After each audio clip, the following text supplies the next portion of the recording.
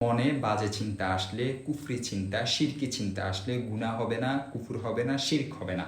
কেননা আপনাকে যদি বলা হয় মনের মাঝে আসা চিন্তাগুলো আপনি কি বাস্তবেই বিশ্বাস করেন? আপনার মনে যে সকল বাজে চিন্তার উদয় হয় সেগুলোকে আপনি কি সত্য মনে করেন? উত্তরে আপনি অবশ্যই বলবেন না, আমি এই চিন্তাগুলোর সঙ্গে মোটেও একমত নয় এবং আমি এগুলো বিশ্বাসই করি না। উপরন্তু আপনি অবশ্যই এই চিন্তাগুলোকে ঘৃণা করবেন এবং জবানের মাধ্যমে প্রতিবাদ করবেন, আর আপনি এ থেকে দূরে থাকবেন। সুতরাং বোঝা গেল এগুলো শুধুমাত্র মনের কল্পনা এবং ওয়াসওয়াসা, যা শয়তানের পাপ। তার অন্যতম চক্রান্ত হলো বান্দার অন্তরে সন্দেহ তৈরি করা, যাতে সে বান্দার ঈমান দুর্বল করে দিতে পারে। এজন্য রাসূলুল্লাহ সাল্লাল্লাহু আলাইহি ওয়াসাল্লাম আমাদেরকে সতর্ক থাকার জন্য বলেছেন, সতর্ক করেছেন। এমন হলে আমরা যা যা করব: এক, আল্লাহর আশ্রয় প্রার্থনা করব, আউযু বিল্লাহি মিনাশ শাইতানির রাজিম পড়ব। দুই, কুমন্ত্রণাকে গুরুত্ব না দিয়ে কোনো উপকারী কাজে ব্যস্ত হয়ে যাব। কেননা একজন মুমিনের জীবনে এই সমস্যা প্রথম সমস্যা নয় এবং শেষ সমস্যাও নয়, বরং দুনিয়াতে একজন মুমিন অবশিষ্ট থাকলে এই সমস্যা তার অন্তরে আসবেই।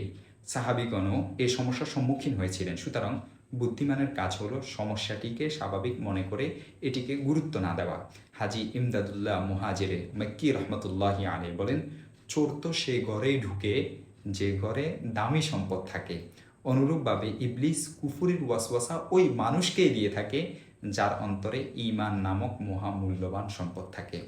শেখুল ইসলাম ইবনু তাইমিয়া রহমতুল্লাহি আলাইহি বলেন, মুমিন ব্যক্তি এ ধরনের ওয়াসওয়াসাকে অপছন্দ করা সত্ত্বেও তার মনে এর উদয় হওয়া এবং তা প্রতিহত করতে প্রাণপণ চেষ্টা করা তার ঈমানদার হওয়ার বড় প্রমাণ বহন করে। যেমন কোনো মুজাহিদের সামনে শত্রু এসে উপস্থিত হলে মুজাহিদ শত্রুকে প্রতিহত করলো এবং পরাজিত করলো, এটি একটি বিরাট জিহাদ। অনুরূপভাবে শয়তানের ওয়াসওয়াসাকে প্রতিহত করাও একটি বড় জিহাদ।